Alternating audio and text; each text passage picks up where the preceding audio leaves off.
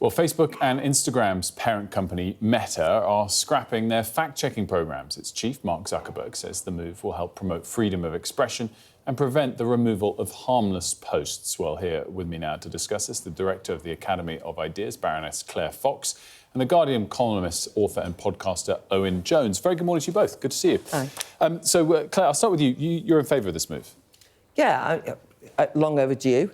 It's always good when somebody as important as Zuckerberg admits that there has been censorship on the sites that he runs and that the people who were shadow banned and thought they were going mad and were being gaslit actually were right, that the fact checkers were in fact political.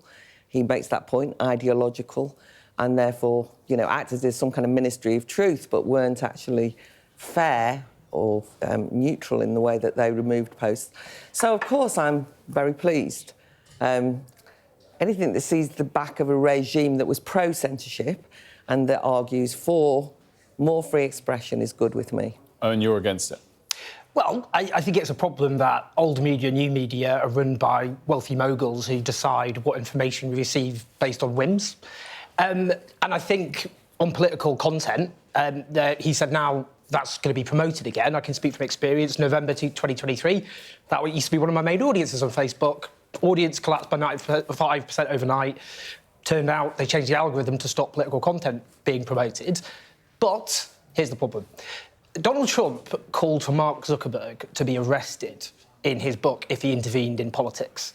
Mark Zuckerberg has promoted a Trump supporter to be head of policy. He's moving the content moderation to Republican Texas. The move was announced by this Trump supporter on Donald Trump's favourite show, Fox and Friends. I don't think for a second this is actually about free speech. What they're going to do is, and I think we'll see this, is allow or promote Trump supporters and Trump-supporting content. If you look at, for example, a recent study by the BBC into content moderation on Israel and Palestine. But in fact, just quickly, I'm going to honestly let you respond, I promise. Meta, what they did is they suppressed Palestinian content, but Israeli content didn't have that impact. Do I think that's going to change? No. And I think what we're going to see now is lots of extreme pro-Trump content being allowed and promoted because Mark Zuckerberg literally is under threat of arrest by the president-elect. So, undoubtedly, I've got no idea what the motivations of Zuckerberg, and one can be cynical, and that's fair enough. But it's interesting because I'm not prepared to say, oh, but the regime before, in which it wasn't pro-Trump, it was pro-Biden. And if you remember Hunter Biden laptop story, in which government officials from the Republicans intervened with social media companies, telling them to put out the story that that was a Russian disinformation piece. Eventually, by the way, mainstream media admitted that it was true. This is Hunter Biden, by the way, who's just been let off, given a pardon by his father. There is corruption in politics, I agree.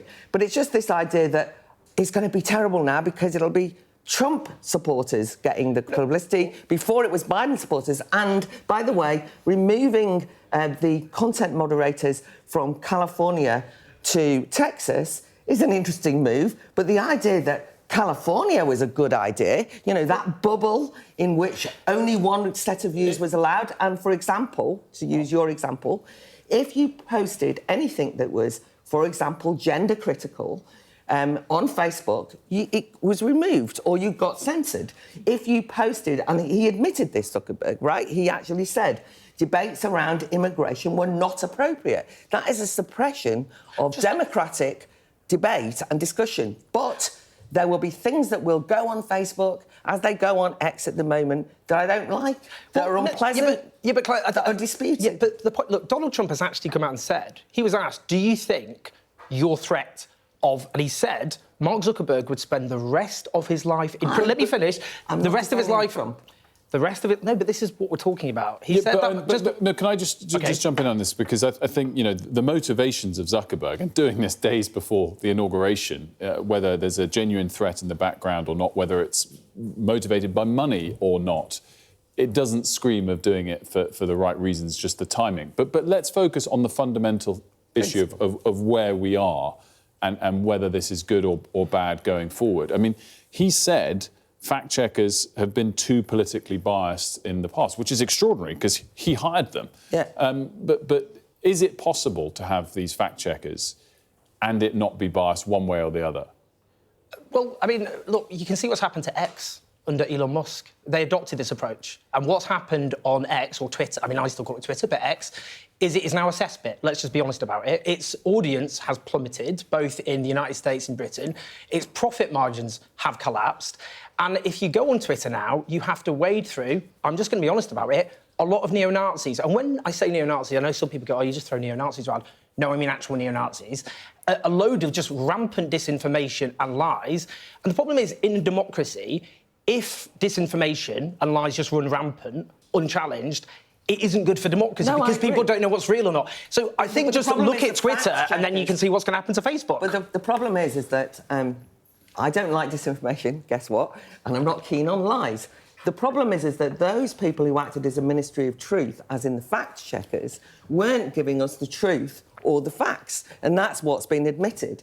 And so consequently, I would prefer to trust the users of those sites to be able to wade through a lot of trash, I agree, in order to make their minds up. And the point about community notes is that it gives people an opportunity to challenge. Now, what happened before was that you were basically told, if the fact checker said this is not a fact and removed it, and you challenged it, you were then accused of disinformation and being one of those neo-Nazi liars who was probably working for the Russians. It was all very confusing. But one way or another, you were smeared. But Claire... This way, a dispute can occur. And I think that a healthy part of democracy is hearing a wide range of voices and working out who the neo-Nazis are and who the people who are just labelled far-right for political weaponisation. Here's why I think it's sinister. This is why it's sinister. Donald Trump, as I've said, has said that he... Let me just explain, because I think this is about what I don't... Because I don't accept the premise of where this is going to go, because I don't think this is about free speech. Donald Trump has said he thinks these changes have come because he said in his recent book that Mark Zuckerberg was going to spend the rest of his life in jail if he intervened in the election in a way that displeased him. Imagine this is Putin's Russia. Imagine the main social media network had been threatened with going to prison for the rest of his life. In response, appointed a Putin supporter as their head of policy and was going to shift their moderation in a way that Putin favoured. You would be alarmed. And the reason I'm alarmed by this, I've been to Hungary, and what happened in Hungary, you still have elections in Hungary, you still have different media organisations, but what happened is those media organisations got bought up by supporters of the regime, and they were intimidated by the regime. I worry in the United States, that's what's happening here. We have like 20 seconds left, and I think we've heard both sides of this, Claire. My final question to someone that supports the change, if this is the right change, is it only fair to say that Zuckerberg should have done it a long time ago? Of course he should have done. And that this is a sort of clearly spineless moment to do it? Can I just point out that his new head of policy was the deputy, so it's not like he's brought in the Putin-esque person. He's a Trump supporter. But you liked it when Nick Clegg was in charge. No, I didn't. Well, I'm a Clegg supporter now. No, oh, wow, I really hit it I'm all. making the point that... No, I didn't. I objected to his... was a censor. You know what we need to do with these? I'm glad to see the censors. It was Palestinian voices that were suppressed. I didn't like that. We need to have our QR codes for these things so that we can continue the rest of the show and keep people watching, which is what they want. Live, free debate, great stuff. Guys, we have to leave it there. Thanks so much, Claire and Owen.